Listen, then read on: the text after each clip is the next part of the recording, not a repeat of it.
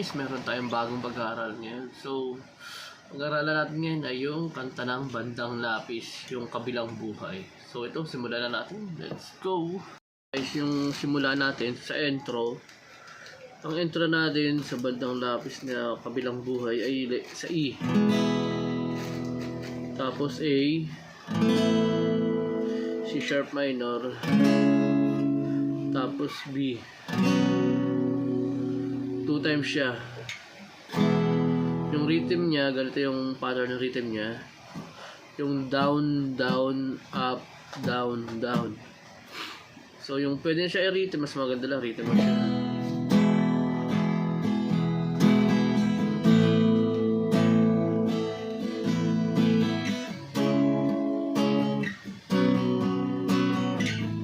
Magsa ka ng A bago pumasok yung verse niya. So yung verse niya, C sharp minor,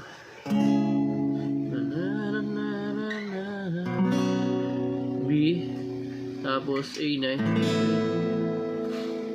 tapos B. Pero pwede mo siyang yung gantong, wag mo siyang ilapat, i-flat na ganun, nakalutang lang siya para naka-base ka lang sa C sharp minor para mas tapos yung B din, ganun din. Tapos A9 ka din. Tapos balik lang sa B. Mas maganda siyang pakinggan, di ba? Ganda yung rhythm niya.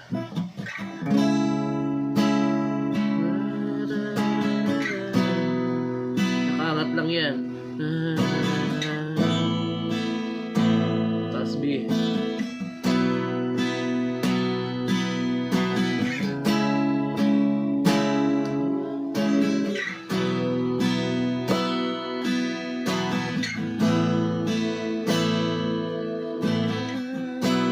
So yun, 4 times yun. Tapos yung chorus naman, di ba't sabi eh, bubagsak siya ng E, tapos A9, tapos C sharp minor ka ulit, nakaangat ulit, tapos yung B, ganoon din, para maganda siyang pakinggan. 2 times siya.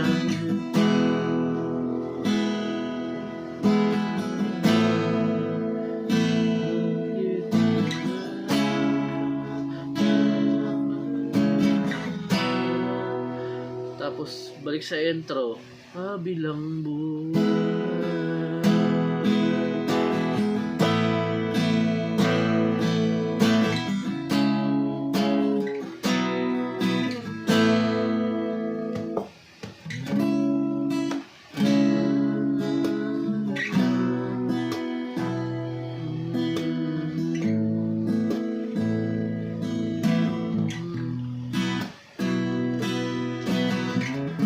Second verse niya, yung chords niya inulit lang doon sa first verse, gayahin niyo na lang.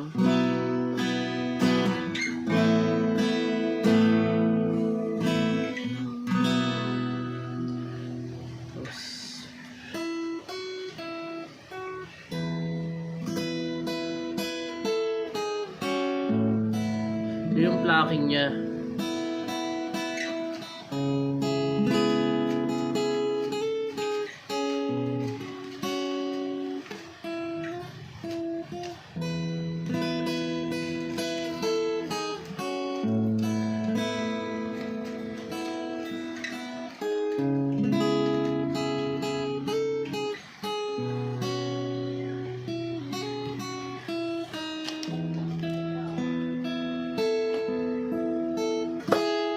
So yun guys, ganun lang yung mga chords niya at yung aking kitten.